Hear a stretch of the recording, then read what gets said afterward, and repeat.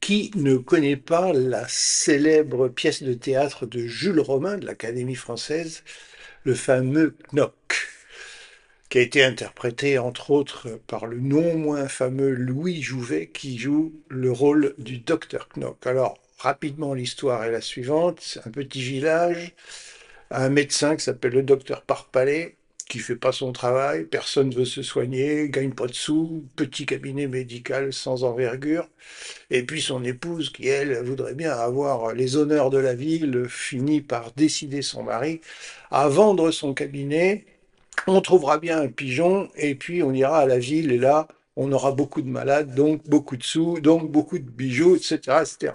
Bref, arrive le fameux futur Knock, interprété par Louis Jouvet, arrive dans ce village, achète le cabinet du docteur Parpalais, et puis il se rend compte en effet que les villageois, personne ne vient au cabinet, on n'aime pas la médecine, on se soigne pas. Voilà. Bref, Knock, qui est un garçon intelligent, met tout en œuvre pour faire en sorte que les gens viennent se soigner à son cabinet. Donc, quelques temps après, il reçoit la visite du fameux docteur Parpalais et il lui explique et il lui montre le résultat de son travail. Ils sont dans son cabinet et de son cabinet, il y a une fenêtre qui donne sur la campagne et donc le fameux docteur Knock dit ceci à Parpalais. Je vais vous lire ce texte qui est sublime,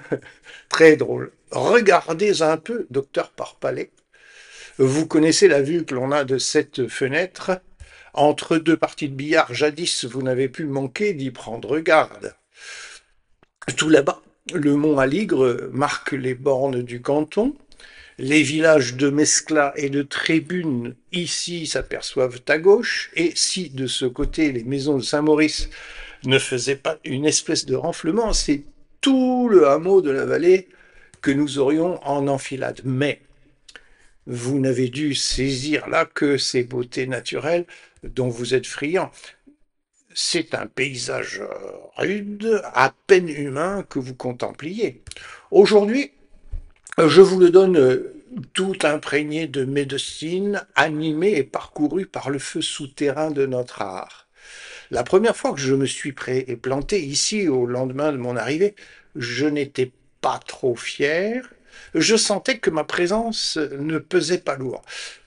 Ce vaste terroir se passait insolemment de moi et de mes pareils. Mais maintenant, j'ai autant d'aise à me trouver ici qu'à son clavier, l'organiste des grandes orgues.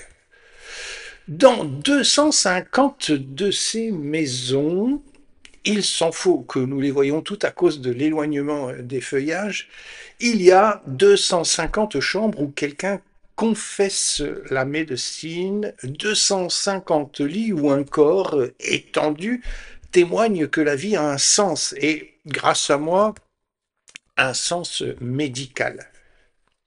La nuit, c'est encore plus beau, car il y a des lumières, et presque toutes les lumières sont à moi. Les non-malades dorment dans les ténèbres. Ils sont supprimés. Mais les malades ont gardé leur veilleuse ou leur lampe. Tout ce qui reste en marge de la médecine, la nuit, m'en débarrasse.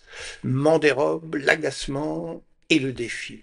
Le canton fait place à une sorte de firmament dont je suis le créateur continuel. Et je ne vous parle pas des cloches. Songez que pour tout ce monde, leur premier office est de rappeler mes prescriptions. Quelles sont la voix de mes ordonnances?